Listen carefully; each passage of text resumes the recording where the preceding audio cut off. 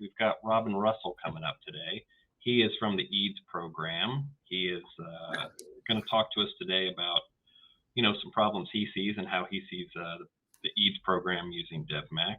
So let's give a big welcome to Robin. Robin, thanks for being with us. This is day 2 for you. Why don't you tell the crowd a little bit about yourself? Hi, everybody. Again, I'm Robin Russell. I work for EIDS under Chris Nichols. He's a program manager for EIDS. I did want to talk about, I know we talked a little bit about how we're part of the larger DIMS PEO.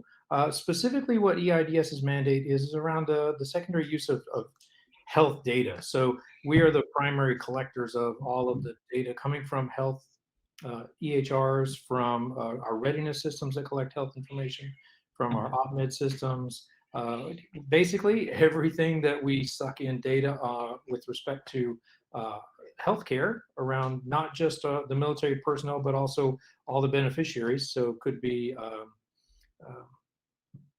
dependents, could be retirees, etc. All of that information makes its way into our systems for secondary use. If you hear that bad cat in the background, I don't know why she's acting up today. Just ignore it. So, it's all good. It's all good. I locked mine out, so I feel your pain. Good idea. Let's see. Oh yes, EIDS. So anyway, a lot of what we're doing, especially you're probably all aware, is a large part of our mandate is as we continue to roll out sites with MHS Genesis, our sister PMO. DIMSUM is responsible for that. We're just getting over the 50% mark, where half of our enterprise now is using the new EHR that consolidates all of those different platforms that I talked about a second ago, having to integrate all that data. As they continue that rollout, well, it's our responsibility to continue to mesh the data on the back end so that all of the sites that are still on the legacy systems still have access to, or can get access to, data from the new system, and vice versa. Practitioners at an encounter in Genesis can use the Joint Legacy Viewer, drill into CHCS information that the MIP hosts now for them, so that the continuity of care exists, even though we're between 2, 9, 15 different data systems. The provider still only has to deal with 1, 2, maybe even 3 panes of glass before they can get through that encounter.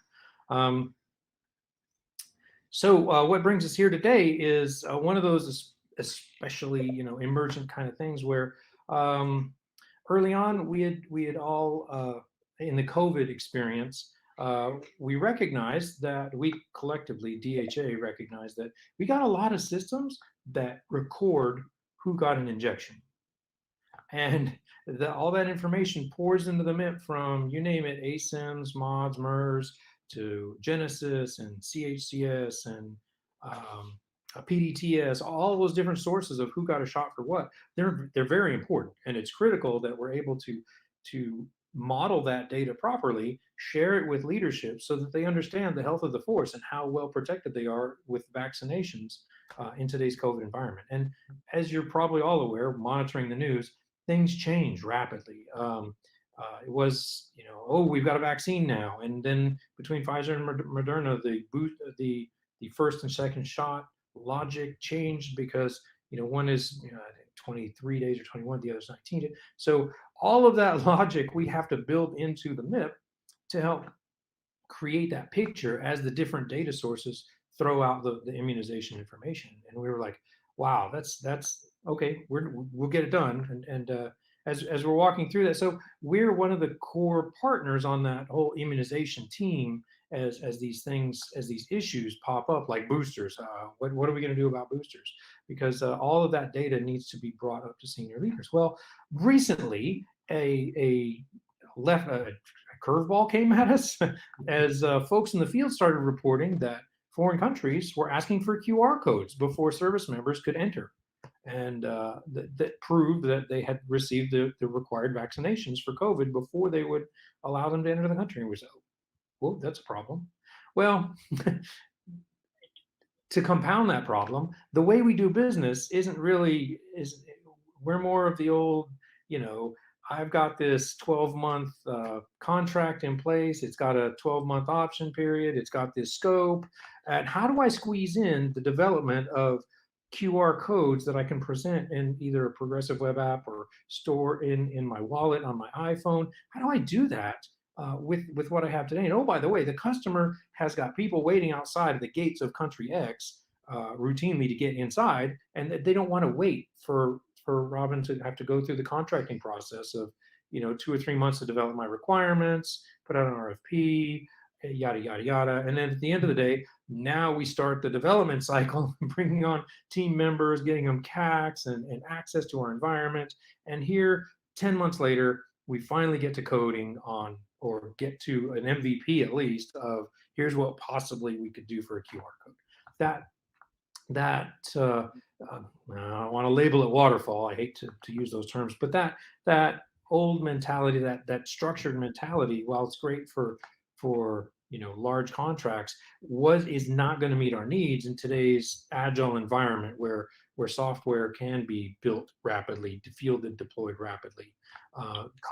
We have to adopt contract strategies that empower the agility in the development of software, and we need to build partnerships with our vendors, with our communities, that can come to the table with potential solutions that either one they're already part of and they understand our culture, they understand the things, our processes, have access to the environments potentially, and more importantly, bringing ideas to the table.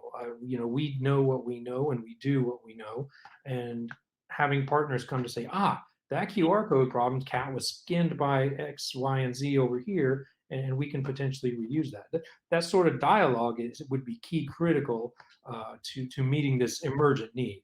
I made a mistake yesterday. I was about to get to how that turns into requirements, and I was like, full on press the gas pedal. I was like, sit on my hands and wait for JR. No. That's all good. And you've hit on some things we've talked about, but you are beholden to. You have to hope that contract for that system that was awarded in 2018 anticipated a pandemic and is flexible enough to say, hey, you might need a QR code for this weird thing that no one is planning on. So it's completely understandable that you might not have a contract vehicle that's flexible enough for you, and hopefully DevMAC can do that for you. But let's talk a little bit about how does EIDS ensure that capabilities and solutions work with and across the PMOs? Yeah, so we've got multiple venues across the PEO where through the engineering communities, our engineers talk about the architecture and design. You guys are probably familiar with the interface control documents that we establish between the different programs that help communicate how we transfer data.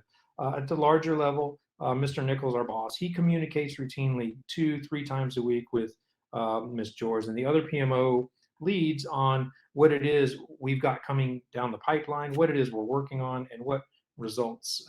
And we at the say deck plate level, but at the wrench turn, and none of this is deck plate or wrench turning, it's all software, but at the execution level, we're in multiple cross-functional meetings with these other teams, listening to their requirements, aligning our timetables with their needs so that we keep everybody, as best we can, schedules as trim as possible.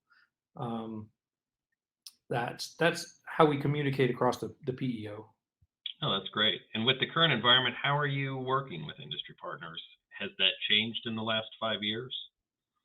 Yep. So we're hoping that this brings about a major change, like a transformational change. Right now, our changes have been, well, we had a large contract for development work in the MIP environment for EIDS. It was annual. It had option years on it. And then if you wanted to make a change, you could do a PCR, potentially mod the contract, and then you run into ceiling implications, et cetera, et cetera. And then we tried to diversify, build out multiple different contracts, but all that really did was add complexity to the same problem where you've got a rigid annual with option year engagement with 1 or 2 strong thinkers and great partners, but the flexibility really wasn't the agility and flexibility that we're looking for, still really wasn't 100% there. There's got to be a better way that we can execute contracts to get brain power, to get partners in the environment, and building out goodness for our community. No, that's well, this is why we invited you, because you've hit on all the you're validating a lot of things I've said today. So that's great. How are problems identified within your office? What brings it from an idea to when it would potentially be tossed into a DevMAC pool for a solution? Yep. So organizationally, we use the J5 requirements portal. We vector everybody in that direction. So if a good idea comes in via email or from a phone call, hey brother, the J5 portal is right here. Click right here and flesh out those business requirements, and then that kicks off a process that engages all the way up to the DAD level, the deputy assistant directors. If those requirements get approvals, they go to the RSC Resource Steering Committee to help find the funds for it. At that point, it comes down to us as a validated, requirement. We're engaged in that process well before the RSC and the DAD, to where we review those requirements. We bring in the tech team and say, hey, can we size this? What would this activity look like? What would, what's the skill set, the hours, et cetera, et cetera. We pass that information off to the costing team. So we got a rough order of magnitude when we pass it back to through the requirements process on what we think that cost would be before it makes its way through the system to actual getting to us. And that's where we're hoping that through this DevMAC partnerships or through these sets of these pools and contracts, is that we don't necessarily have to have full engagement, a fully committed team in the beginning to help us with the sizing, to help us with the thoughts behind that. Like I said, we only know what we know. So if a requirement comes down and it says, build me X, well, we're going to build it the way we know how to build it. But if we had access to different partners and say, you don't have to build a house out of straw, we can make it wood bricks, or et cetera, et cetera. There are other options available to us that we don't necessarily see today that could either provide better value or come in at lower cost, and quite frankly, more rapidly than what we do with our current business processes.